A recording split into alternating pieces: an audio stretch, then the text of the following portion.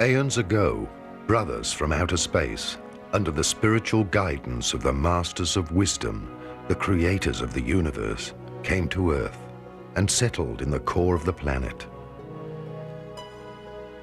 Their task was to prepare the surface of the planet for the development of higher forms of biological life and for the reincarnation of souls destroyed in the atomic explosion which had shattered the planet Melona, Lucifer, located between Jupiter and Mars.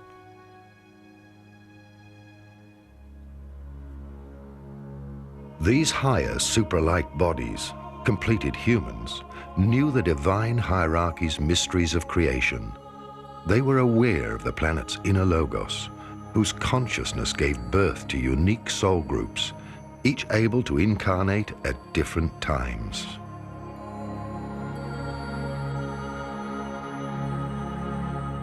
Depending on their specific stage of development in each period, human souls incarnate in order to further their growth. They choose very specific life experiences through thousands of incarnations until they reach completion as human beings. In the beginning, our brothers from outer space built cities in the center of the Earth. Agharta, the Garden of Eden, was created, and many collaborators of the Galactic Confederation came voluntarily to Earth. All colors and races of humanoids contributed their genetic material, as well as their plant and animal species, to this biological genesis.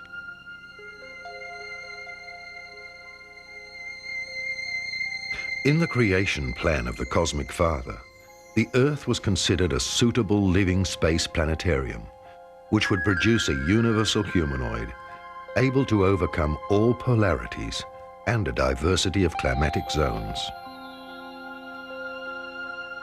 Until that point in time, there had been a great diversity of non-humanoid species taking part in the development of souls. The differences were so great that the souls had extreme difficulty reincarnating into the bodies of other star systems. Therefore, the cosmic purpose was to establish a new experimental zone of creation, synthesizing all souls into a universal body type. The Galactic Confederation and its leaders, the Melchizedek Order, the Brothers of Light, descended to Earth to introduce a new type of human being and a planetary pregnancy.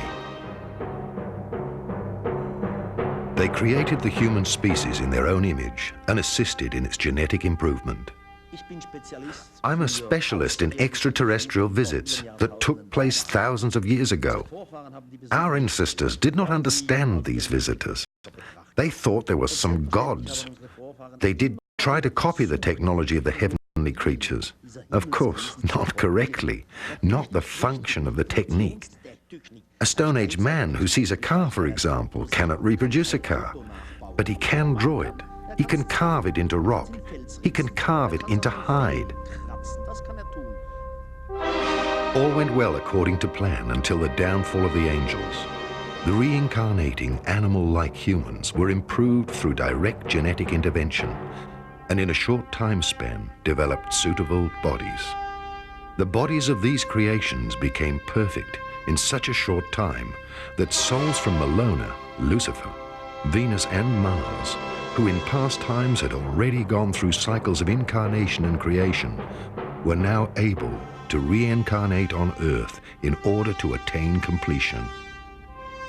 From that time on, two types of humans inhabited the planetarium Earth. The true immortal and physically etheric beings in the center of the Earth, who watched over creation and its evolution, and the mortal creations who purified themselves through reincarnation and developed towards human beings. In accordance with the plan, human beings brought forward civilizations which rose and fell.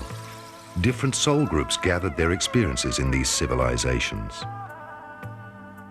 However, the guardians of evolution, also called angels, seemingly took the power into their own hands.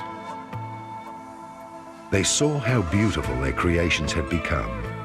Some of these extraterrestrials from outer space were tempted by the earthly kings who were always offering them gifts, including beautiful women and even their own daughters. Some of the emissaries of the Confederation gave in to temptation. The beings from outer space physically procreated children with the reincarnated beings. This was the only action forbidden by the Elohim. From then on, they had to give up their status of impartiality and immortality. They were banished from the inside of the earth, from Agharta, the Garden of Eden. From then on, they had lost their eternal youth and their androgyny. The inner closed cosmos of a complete human being, through the union of the soul and the body's personality, suffered a separation. They were thus condemned to a fall and a return to the process of human evolution. There is a time when the old female Indians tell in the Sanskrit texts that 3 of their Indian cities have circulated around the earth, and the 3 cities are described in detail. The one belongs to God X, the other to God Y, the third to God Z. They are described colorfully in the meeting halls. They're described as manas.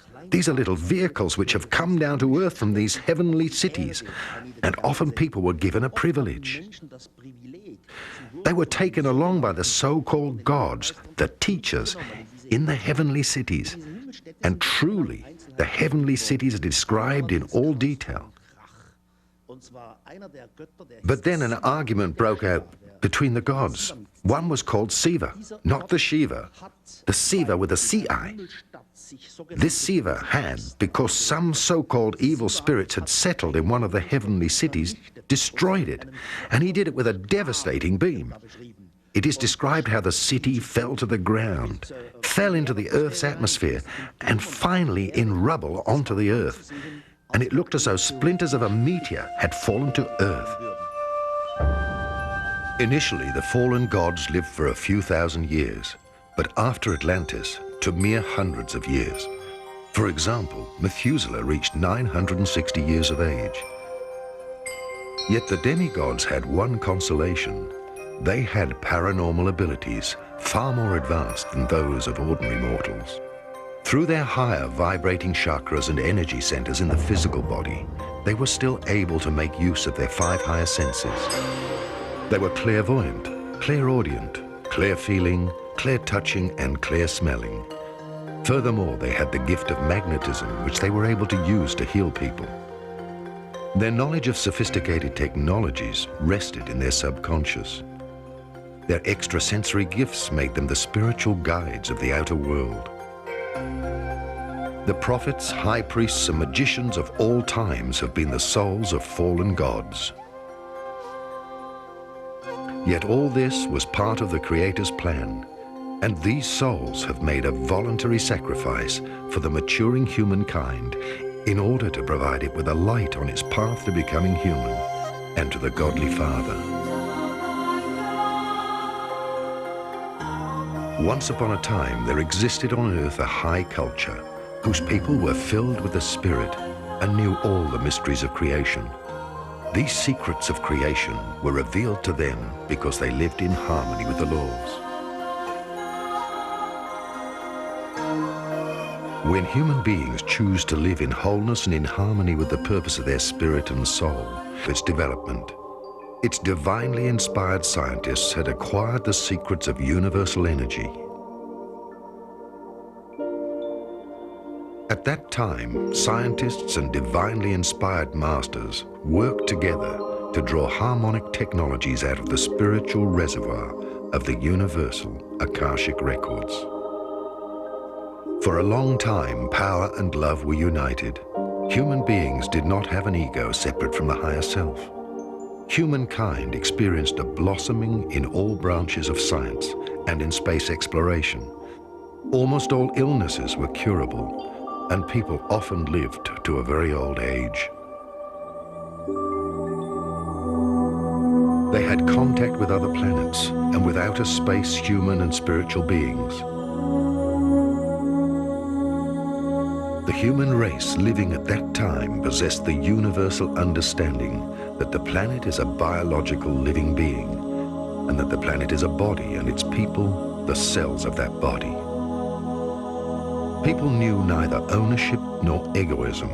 And they kept their planetary body, the Earth, clean, because they knew that they only had one Earth in common. They could neither sell nor divide it, nor were they allowed to market its water, air, or resources.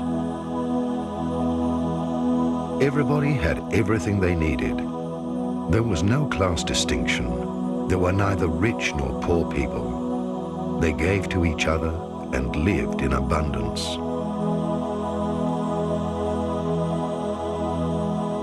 The living cosmic laws of brotherhood replaced the dogmatic religions and laws. People did not know labor. Rather, they contributed joyfully to the community with their personal achievements. Each individual's talents were encouraged. The understanding of both the inner spiritual worlds and the material outer worlds enabled the archetypes, the risen masters of wisdom, to live amongst humans and to teach them the great mysteries and initiation steps of the temple. The simplicity of the universal knowledge of the five elements, earth, fire, water, air, and the cosmic ether, formed the basis of a global sustenance. Humans still recognize that they're a part of God on earth and that nothing exists separately from God. They were conscious that if they were a part of the creational spirit which had been materializing for millions of years, they had to possess in themselves dormant but almighty powers waiting to be awakened. In mystery schools, step by step, they learnt to rise to a God-human consciousness. No one prayed to a separate God. They still remembered that they were fallen and incarnated angels who had to attend the school of life and be reborn until mastering and living through any conceivable experience. Until the time came when they would ascend to higher dimensions of consciousness. The masters of wisdom knew the secret of the expanding and contracting of the cyclic cosmos. In the Indian Vedic texts, it was described as the inhaling and exhaling of God. The expansion of the cosmos from the source was called the Omega cycle, since everything diverged from the source. The further the Milky Way and its suns moved away from the source, the weaker their connection to the spiritual source whence everything comes. This means that all life in spiritual decline or descent to lower dimensions slips into the third dimension of the solid material universe. Atlantis and its race were still anchored in the fourth dimension. The masters of wisdom knew that at the peak of this civilization, the cosmic cyclic plan had anticipated that the souls would move down into the third dimension in order to totally experience the forgetting of their divine source and to live through the so-called Dark Age. Because if we had precise clues, if there were clues in history books about particular cultures, advanced cultures which were destroyed, then we'd have dates. Then we would know that these things are factual, not mythological.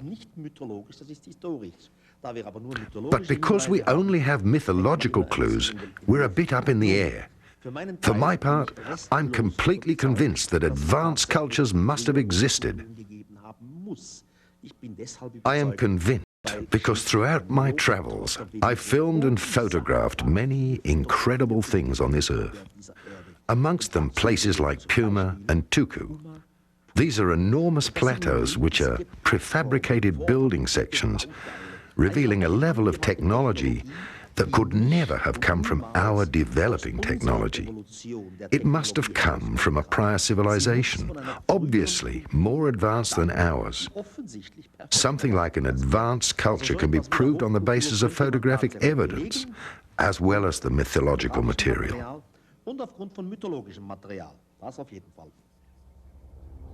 So far, human beings had experienced a divinely guided matriarchy. The Dark Age experienced the birth of a patriarchy based on personal human will, and saw the origin of the ego. The third dimension was induced by a polar shift. The magnetic web of the Earth was damaged, and entire continents sank in a gigantic oceanic catastrophe. But before this occurred, the Masters of Wisdom brought the knowledge of humankind to safety into the pyramids. They did not preserve written texts, but built the pyramids with mathematical precision, using a universal language which can only be deciphered when humankind leaves the cycle of the third dimension, enters the fourth again, and then returns to the fifth dimension.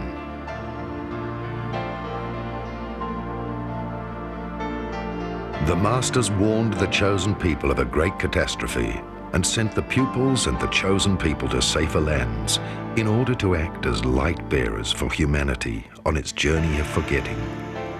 Today we still find artifacts and evidence of this incredible civilization, of its spiritual knowledge, of its ancient people and mythology. The Masters also prophesied that they would return after humanity had lived through the Dark Age. Once love, wisdom, and power are reunited, they will come back to establish a new school of wisdom. During this lowest phase, the extraterrestrials with their higher consciousness could only act as observers and guardians of evolution. Some of them left the planet and went back to Venus and the Pleiades.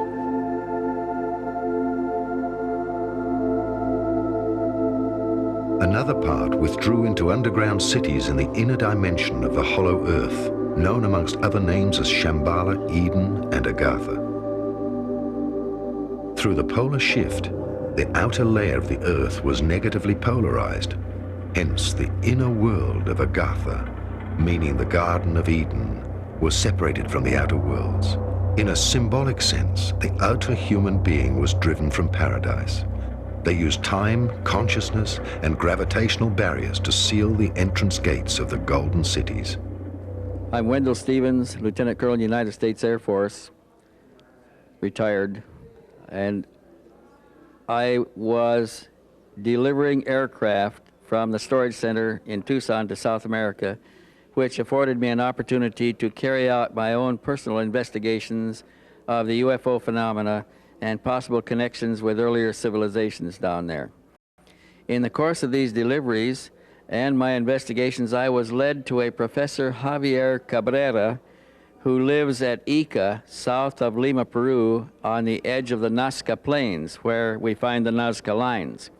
The Nazca Lines, first of all, were an indication that somebody extraterrestrial or some civilization beyond ours was making contact with the South Americans in the area. And of course, Machu Picchu and Tiwanaku and some of the other earlier ruins are in that vicinity. And so I went to interview Dr. Cabrera and discovered that he was in possession of a number of stone tablets. They were black basaltic stone carved by striking a sharp instrument in a line, producing a white line on the black stones.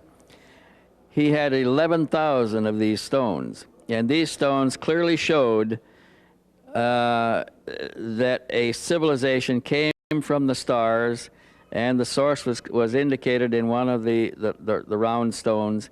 They came from the stars into a civilization in South America a long time ago, set up a colony, remained for a time, and interacted and lived with the people, the indigenous people in the area, and then for some reason abandoned the colony and took everybody back to their home planet, leaving only the remains of their culture behind, which in years, in a few hundred years, degenerated to nothing, and the evidence was lost except for what exists on the stones.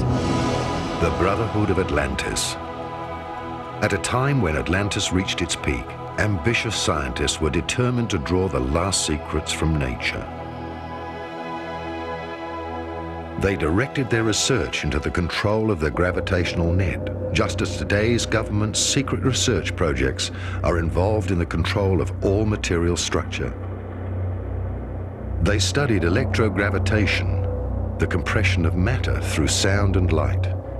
They built transmitters for the study of time through large crystals, using geomantic power places for energy field merging. Pyramidal structures were used to communicate with higher worlds.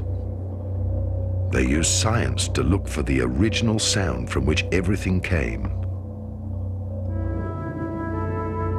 All this was part of the creation plan until this civilization had reached its peak with its exploration of the outer world. Then Atlantis entered a dangerous phase. Until this time, scientists and high priests had been united. Only a divinely guided human being, one who thinks with his heart and feels with his head, was entitled to divulge the secrets of creation. Such a scientist and high priest was guided by God and higher spiritual hierarchies, and was in harmony with its creations. He never threatened lives through any aspirations for power. But a new dark age appeared on the earth. There were students of masters who had not yet completed their initiation, and who experimented and searched for the original sound, Urton, without the permission of the sacred council of the seven wise beings. With this, the destruction of Atlantis was sealed. Separate thinking without divine guidance, without the intuition from the heart, used for the sake of personal will and power, alienated science and the priesthood. A preordained catastrophe occurred. The Council of the Seven Wise Beings, who at that time resided physically on the earth, withdrew. The Council warned the God-chosen people and sent them to different continents in order to safeguard humanity's descendants. Everybody knows the Atlantis legend. I don't have to repeat it here. About Atlantis, you'll find an abundance of literature, about 10,000 volumes. I would say that every few years, some clever person comes along and proves that Atlantis was either in the Azores, or near Bimini, or in the Mediterranean, the island of Santorini, and so on. There are plenty of Atlantis theories and Atlantis locations, but nothing until today that can be tangibly proven. Now you ask, if Atlantis as a culture reached round the world, specialists, I mean archaeologists, would say no. So you would find their argument is not convincing. You would say that any technologically advanced culture needs some kind of metal. They would work with and melt this metal.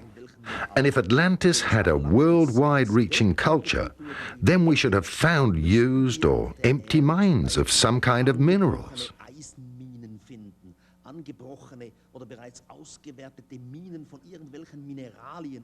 And none has emerged so far. And that is why specialists say Atlantis could not have had a worldwide culture.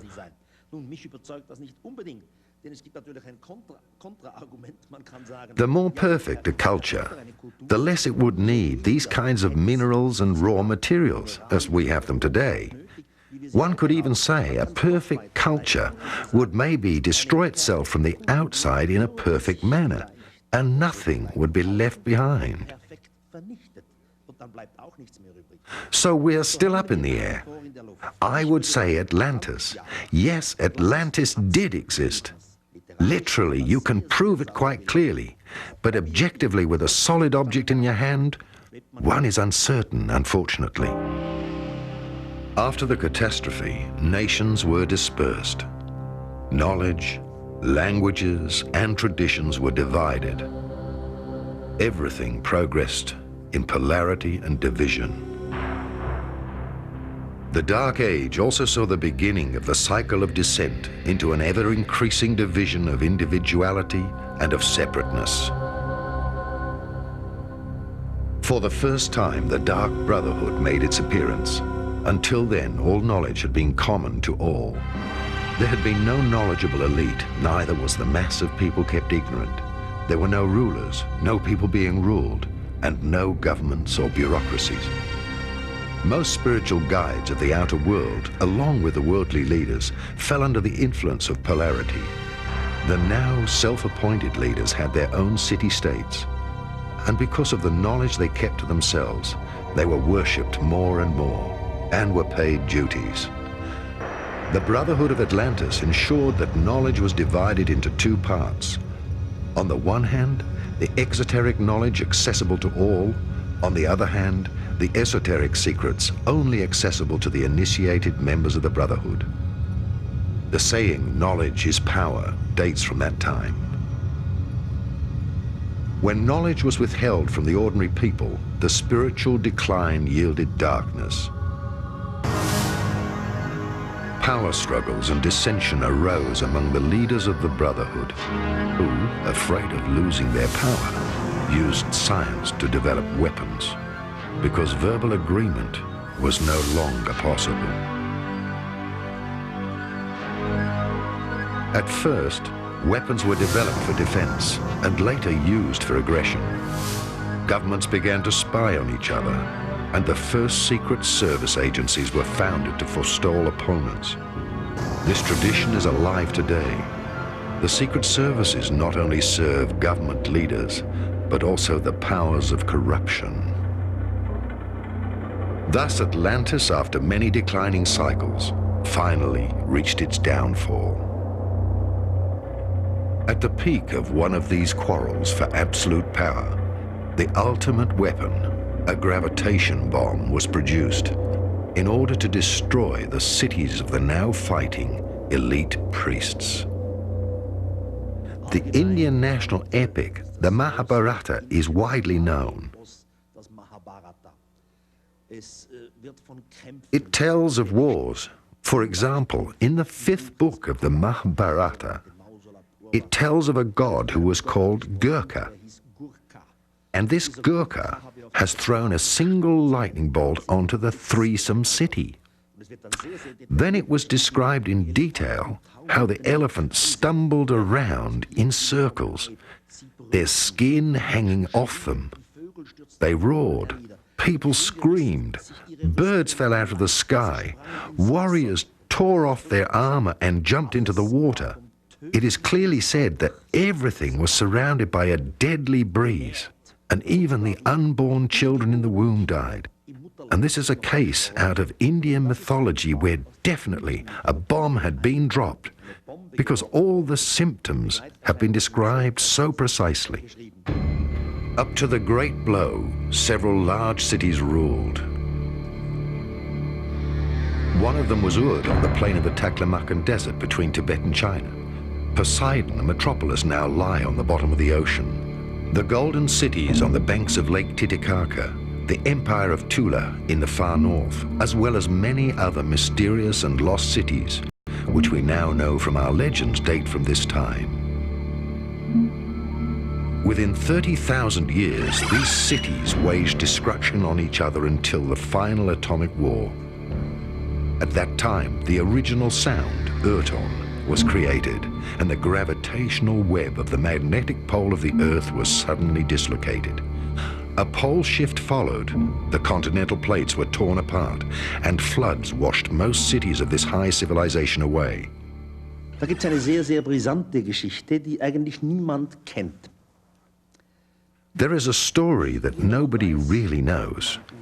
As everyone knows, uranium has a specific nuclear value, uranium-214 to 235, which is needed, for example, for bombs and nuclear power stations. And this uranium must always be kept within a certain limit of radiation.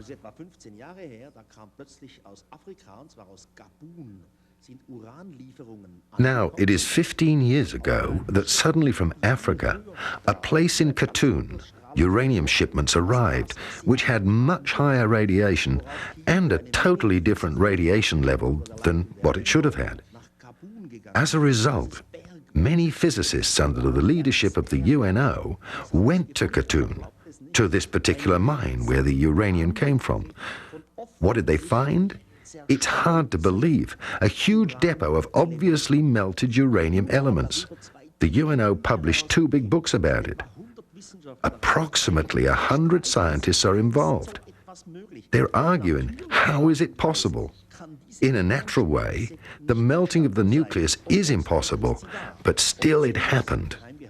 Officially now it is kept secret. For me, this is rather a clue that a long time ago, perhaps 50 to 100,000 years ago, someone did work with uranium, used it, melted it, and created a depot. Das wiederum kann nur eine höhere Kultur sein. Unsere steinzeitlichen Vorfahren kommen dafür nicht in Frage. One part of the secret knowledge of Atlantis was brought to Egypt, another part to Tibet and India. The first pharaohs were the direct descendants of the Atlanteans. Their secret initiation texts were passed on to the Egyptian royal dynasties. Not surprisingly, Atlantis' high technology led to the building of the pyramids and the Ark of the Covenant.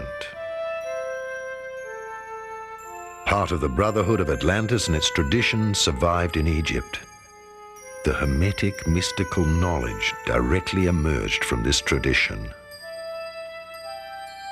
Ancient secret drawings and archives from Atlantis were used. Akhenaten, Hermes, Trismegistus, Abraham, Pythagoras, all retained their secret. The Brotherhood of the Snake. Wzorem do tworzenia perfekcyjnego człowieka I perfekcyjnie funkcjonującej planety.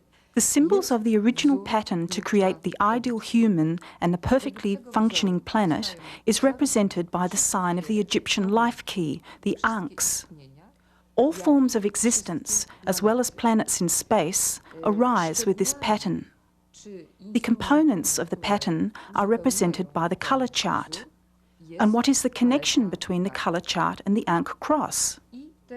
One can imagine that the right arm of the key creates the material, which means the physical body of the human. This substance and its complete condition is built of 7 colours on the colour chart. The program, which is the soul, in its turn, is created from 5 different colours, so that the physical can be complete. This is the soul body, in which there are 5 ultra-minds, the anti-material chakras. These symbolise the left arm of the key. Lewe ramię. Podtrzymujące ramię, obydwa te ramiona wagi, są zerem, ale są zerem pełnym, jest to zero pełne życia. The lower section, which supports the 2 arms, is the zero zone. It is also called spirit or monad, the univalent element. Here the colours that create the matter, as well as the antimatter, are united. Here all experiences are stored, those of the physical body in the positive arm, as well as those of the soul in the negative arm. These are the areas of energy that occur throughout incarnations. So one can say that the zero zone is pulsing with life. The 4th element, the ring of life keys, represents a consciousness which harmonises the balance of the scales. The consciousness looks after its tools, that is, the physical body, the soul body and the mind body, and is responsible that none of these bodies destroys itself independently from its life's experiences. Through this practice, the pattern of the life key stays complete with us. This role of consciousness was indispensable, especially on Earth, because here one constantly tries to change the meaning of the 12 colours. Man has constantly tried to manipulate the laws. This, nevertheless, was the price to pay for universalizing the body. Żeby zuniwersalizować ciało.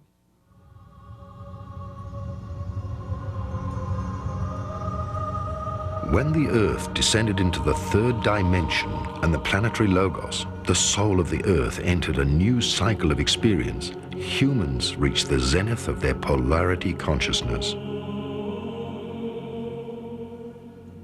To this day, the cycle of opposites and the feeling of separation has prevailed.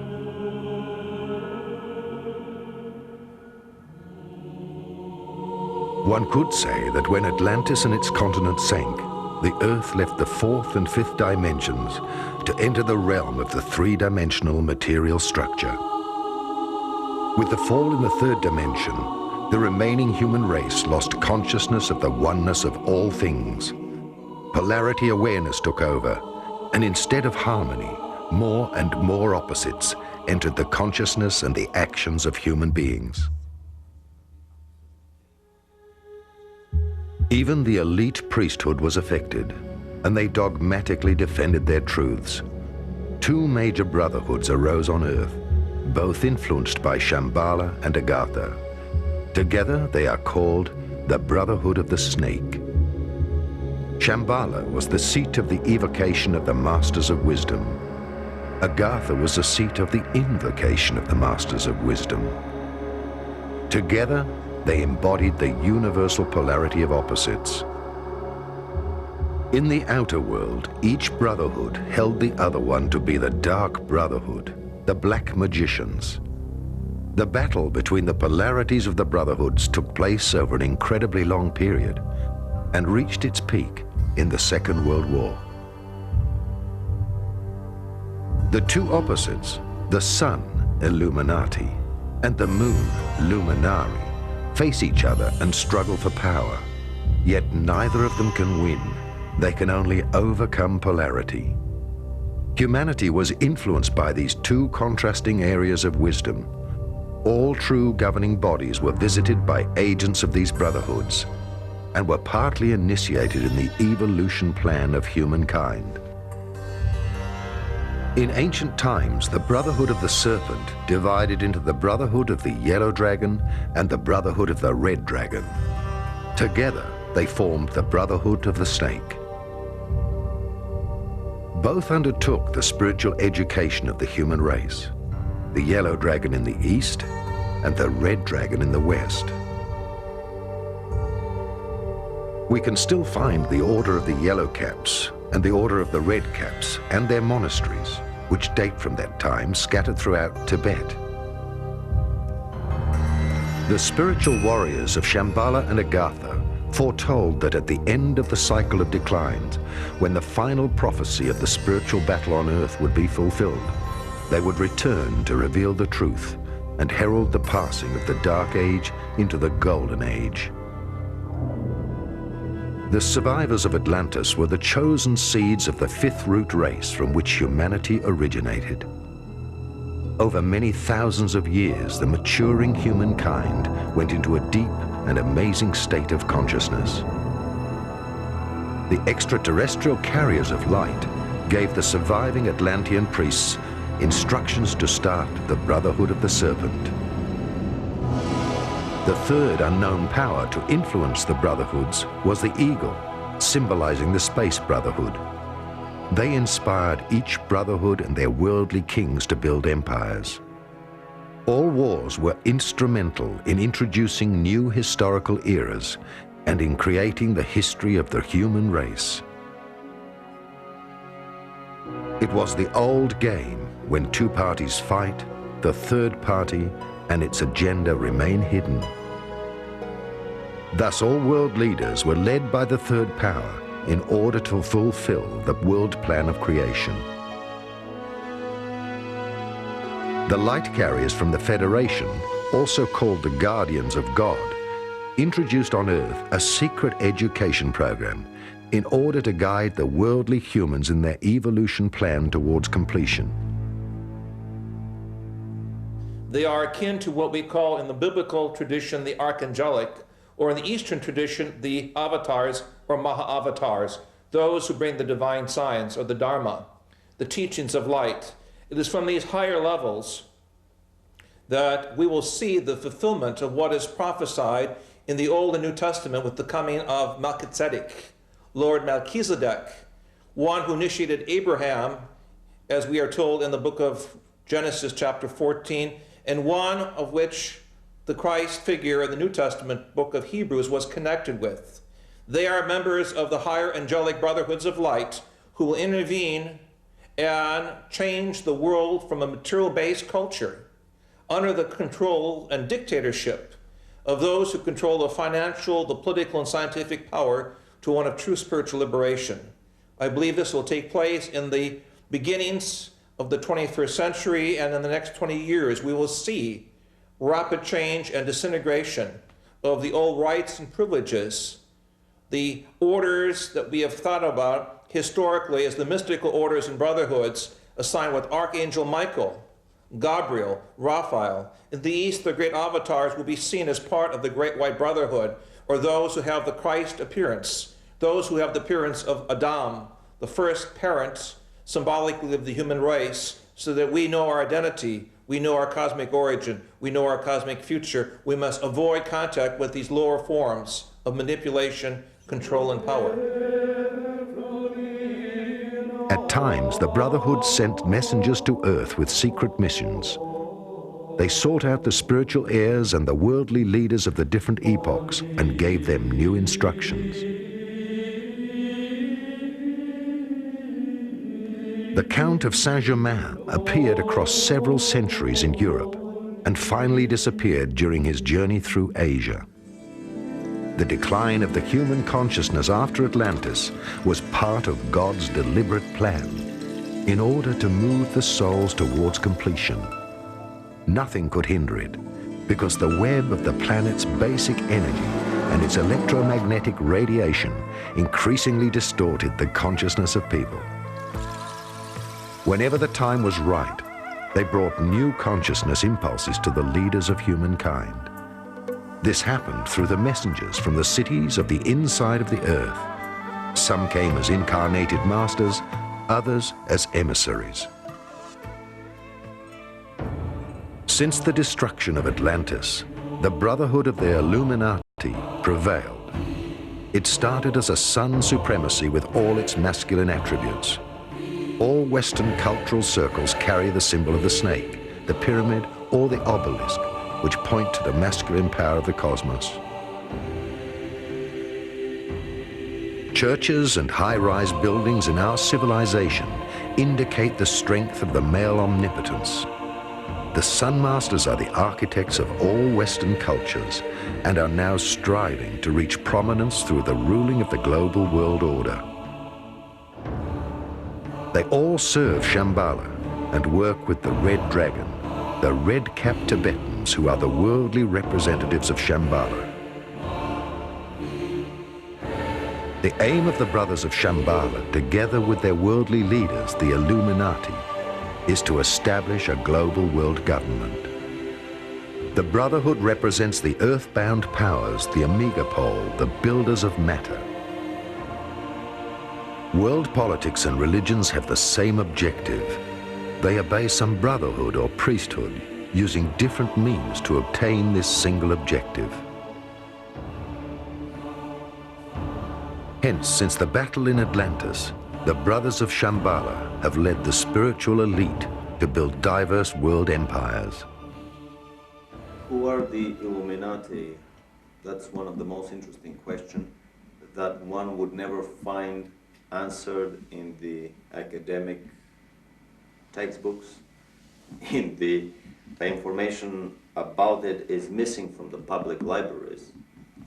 However, after years of research and primarily association with the large American dissident political community, I have discovered for myself knowledge and books that normally is simply impossible to get. It has been deleted from the public libraries in the best Orwellian tradition by probably the Illuminati themselves. Whether the Illuminati are the topmost layer of the secret societies on the planet is not that important a question. There may be other levels above them. What is important is that the Illuminati are the interface between the secret societies, this pyramid of secret societies on the planet, and the extraterrestrials above them. There are many books that indicate that, let's call it the Politburo of the Illuminati, has members that are either extraterrestrials that beam down for every meeting, or even the rumor is that Lord Maitreya himself may be materializing for some of the more important meetings that they have.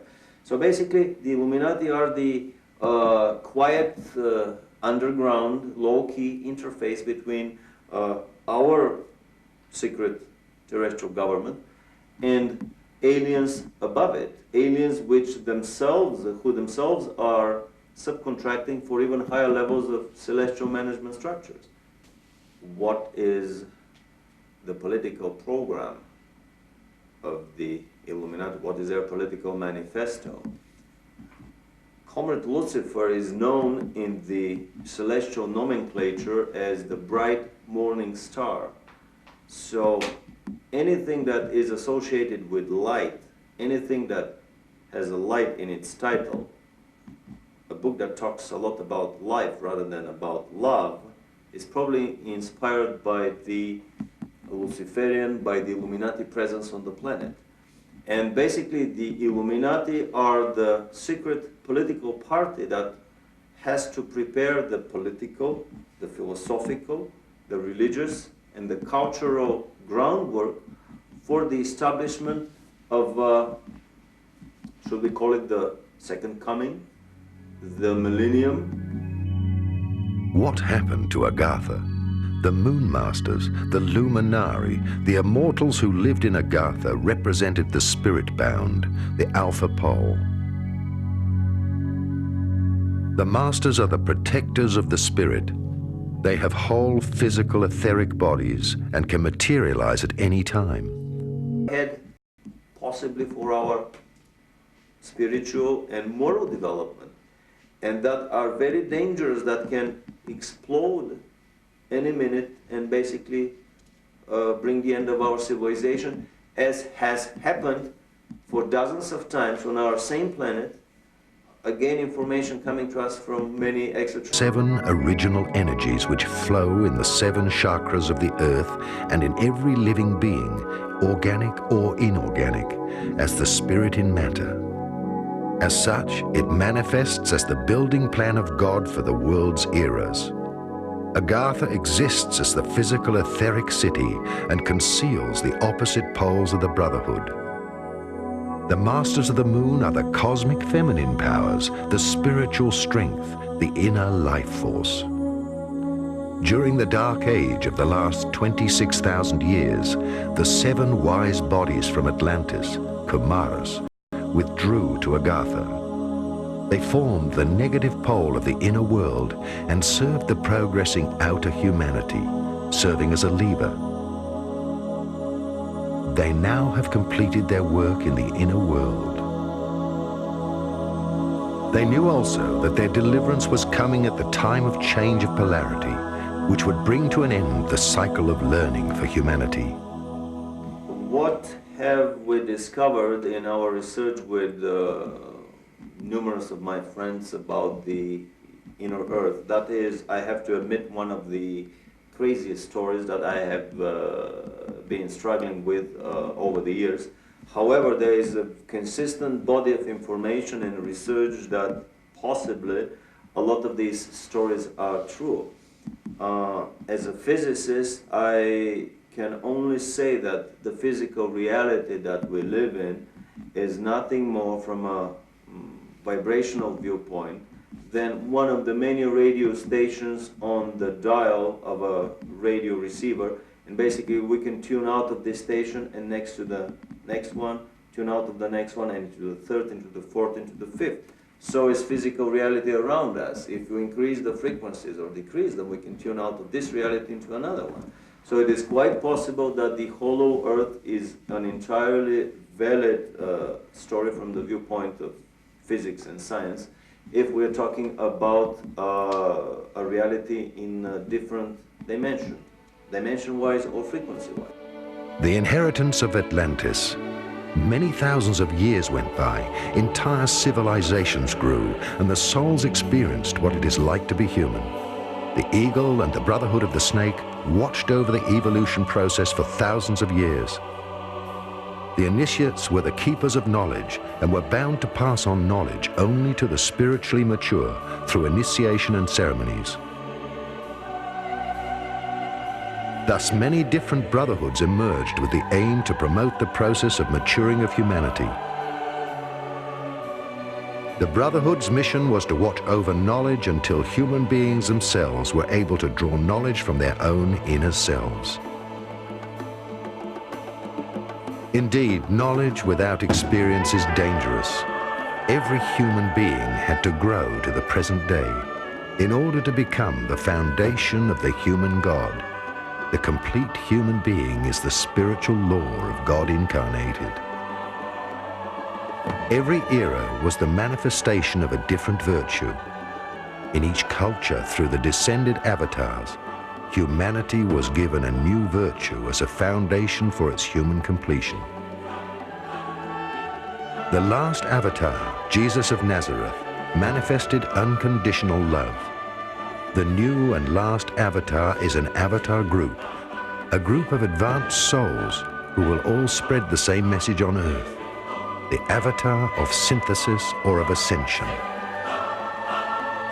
The avatar group introduces the age of Aquarius, in which human beings redefine themselves and recognize that they are one. The brotherhoods created all world religions under the guidance of the spiritual hierarchy. They promoted all trends arising from humankind itself. They impartially encouraged all 12 black virtues and 12 white virtues in order to create a playing field of experience for becoming human. For researchers that have been investigating the extraterrestrial presence on our planet, it is very obvious that life did not develop alone and on itself on this planet, but that it was influenced by the presence of hundreds, probably even thousands of extraterrestrial races and visitations over the last, let's say, several 100,000 years. On top of that, it is possible to realize that these extraterrestrial visitations on the planet and the races behind them are loosely grouped into different philosophical and, let's call them, celestial management structures. So on our planet, which has the influence of at least several major such management schools, we see the competing influences of these presences, and we see these gentle attempts at arm wrestling over the table of these management hierarchies to introduce their concepts, their viewpoints about the racial development on our planet, about the philosophical, about the political, about the cultural development. Human beings have the option to choose the virtue they want. They are responsible for the games they play in becoming human. The Earth, the physical cosmos, was only created in order to experiment on the physical manifestations of matter. Everyone believes that his intention and point of view are always correct. True goodness and true love are always selfless actions, which have no origins anymore and come from the freedom which dwells in the completed human being. Selfless action never arises to suppress the negative pole, nor to embellish or improve it. Selfless action, a positive action, is worth more than 1,000 words on love and on improving the world. Love always begins where we now stand in life. It is written in all our scriptures, all our Bibles. They come from the skies. They have met with us. They have been with us and created us almost. They have improved us through genetic engineering. And the reason they're doing this is because they love us. They are not here to destroy us or hurt us in any way. They're trying to teach us how to live together in peace and harmony with our brothers. Do away with atom bombs. Do away with weapons of destruction and chemicals and pollution. And this will be a better planet. We keep stressing the consciousness and the awareness to raise our consciousness and become civilized and adults. I think we've been children long enough. Now we need to grow up into a civilized human community. The continent of Atlantis was an island which lay before the Great Flood in the area we now call the Atlantic Ocean. So great an area of land that from her western shores those beautiful sailors journeyed to the south and the North Americas with ease, in their ships with painted sails. To the east, Africa was her neighbor, across a short strait of sea miles. The great Egyptian age is but a remnant of the Atlantean culture. The antediluvian kings colonized the world. All the gods who play in the mythological dramas, in all legends from all lands, were from fair Atlantis.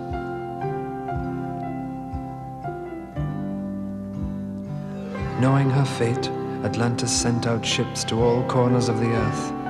On board were the 12. The poet, the physician, the farmer, the scientist, the magician, and the other so-called gods of our legends, though gods they were. And as the elders of our time choose to remain blind, let us rejoice and let us sing and dance and ring in the new. Hail Atlantis!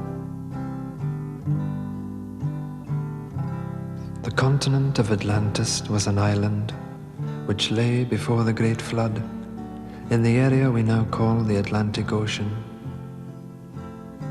So great an area of land that from her western shores those beautiful sailors journeyed to the south and the North Americas with ease, in their ships with painted sails.